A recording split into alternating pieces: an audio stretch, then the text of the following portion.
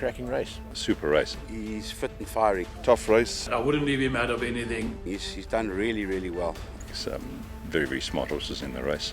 Pomp and Power from the Johnson Workwear Cape Derby, Safe Passage, Red Saxon and Aragosta from the World Sports Betting Triple Crown, and Waterberry Lane from the Bali Turk, amongst others, who have the courage to take them on. Let's get into it. Race favourite Pomp and Power ran second to double superlative in the Cape Guineas before stepping out in open company to finish fourth to Jet Dark in the Lomeran's Queen's Plate. He rounded off the Cape summer season with a Grade 1 win. And Pomp and Power goes on to win the Derby. After a short break, he reappeared at the start of champion season in KZN.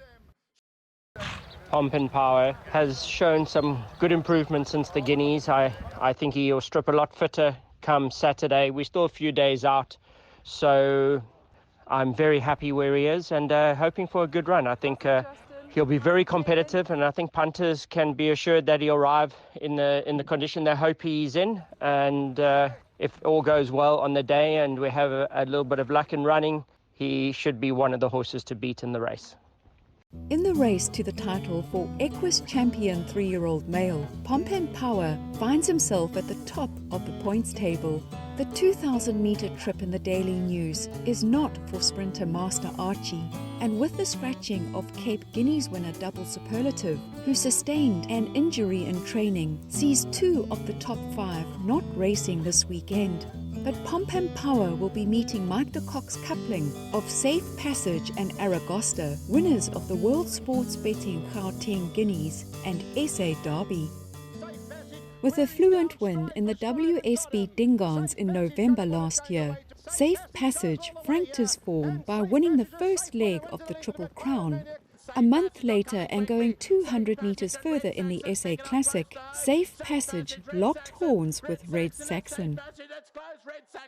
Particularly delighted with the mile win, and possibly slightly disappointed with the 1800. Obviously, the Derby was really what we were teeing him up for, and he got sick. He got quite a bad virus, so he's missed quite a lot of work. He comes into this race quite underdone. We're hoping as well that if he's going to need it more than I think he does, then I can have a crack at the Cup trial with him, try and get 2 runs into the July. But I'm hoping just 1 will suffice. He's nowhere near his best, but having said that, he's done very well with the layoff. Yes. So he's really freshened up, and it's, he's going to go into the July a very fresh horse. That's for sure, which is good. But he's not 100% for Saturday. Red Saxon came into the WSB Gauteng Guineas having won once and been placed 3 times from 4 starts. He finished just over 3 lengths behind Safe Passage, but turned the tables on his rival next time out in the WSB SA Classic. He then misfired when going much further over the 2-4-50 in the SA Derby. Very, very happy with his preparation. I think that you can ignore his Derby run completely, as he pulled up with a lot of mucus in the trachea and definitely affected his performance. From there, we've had enough time to clear to clear up the virus, and he's had a lot of work. He's had 2 very hard grass gallops, and we are expecting a very, very good run from him, hopefully on Saturday. I think it's a very strong field, a lot of Group 1 winners, Group 2 winners in the race, even though it's a small field. But I wouldn't leave him out of anything, and expecting him to be very competitive, as I say, in a very strong field. Having won 4 prior to coming into the Cape Guineas, more was expected of Waterberry Lane, who ran down the field. There were excuses, and he was gelded. 4 months later, he returned to his winning ways in the Grade 2 Bali Turk in KZN. But things didn't go his way in the WSB Guineas. I think the Guineas was a false run race, although I think the best horses finished in the first 4, but it was a very slow run race, and Warren was batting to make him settle, but they eased it up. Nevertheless, it was a great race, but I don't think it suited my horse at all. Going back to the Daily News, it's the first time I'm going to try him over 2,000 metres. Just one on the outside, and let's see how it goes over the 2,000 metre trip, and if it doesn't work, then we're not going to make the cut for the July, and we'll just have to bring him back.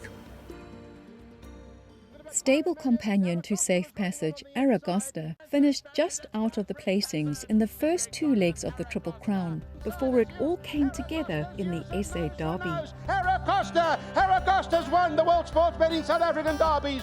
After the derby, I put him in the paddock for a few weeks. That Triple Crown takes it out of him. He ran in all 3 legs.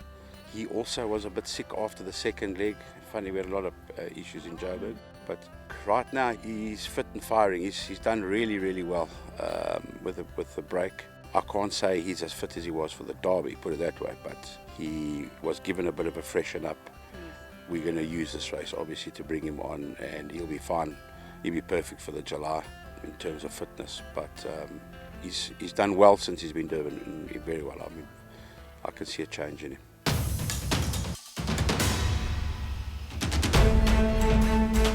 Wonderful horses have won this race. Just in the last 3 years, Vaughan and Got the Green Lights recorded an impressive 5 Grade 1 wins each before retiring to take up stud duties. And last year, Linebacker went on to run second in the Vodacom Durban July and returns this year in his bid to go one better in Africa's greatest race.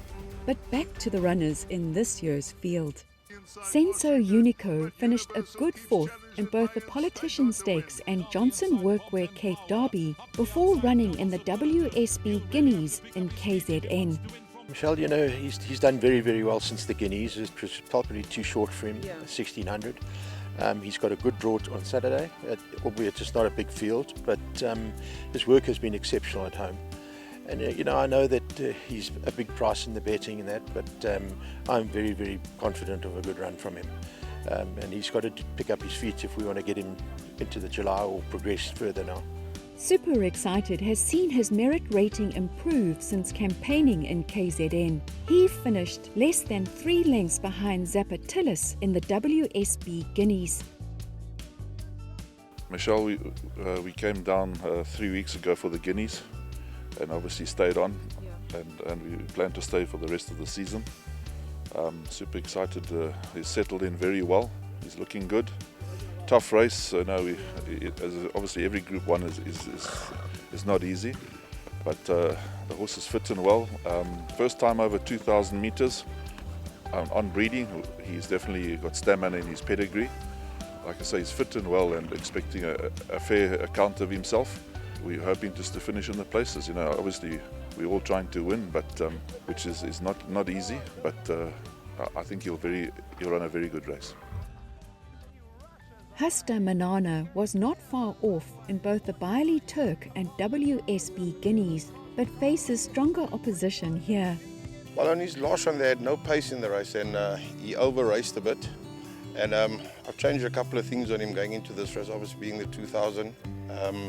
From the draw, we're obviously going to ride him a bit more conservative and get him to run on rather. But on his work back home, we can't fault him. Serino's absolutely confident with him, and we're just hoping for a nice positive run from him. First Grade 1? Excited. Beyond the Boundary is now in the big league with a lot to do, coming off a rating 44 points below Pomp and Power. He's obviously been thrown in the deep end here. A lovely horse, his work is always good. His runs on the grass are far better than his poly runs, and he's always sort of run from bad draws. So we've taken a chance here. He's got the draw, he's got the jockey, and last time out he should have won the race. He got hampered at the top of the straight and just didn't get there. So listen, he is taking on the big guns, but he's well, and we've got a ticket. It's a super field. It's the best around. Obviously, double superlative. It's sad that he's not there, but it's the best that could be assembled, and it's going to be a cracking race. Thank you for watching, and if you've enjoyed this preview, like us on Facebook, follow us on Instagram and Twitter, and hit that subscribe button on YouTube whilst you're about it.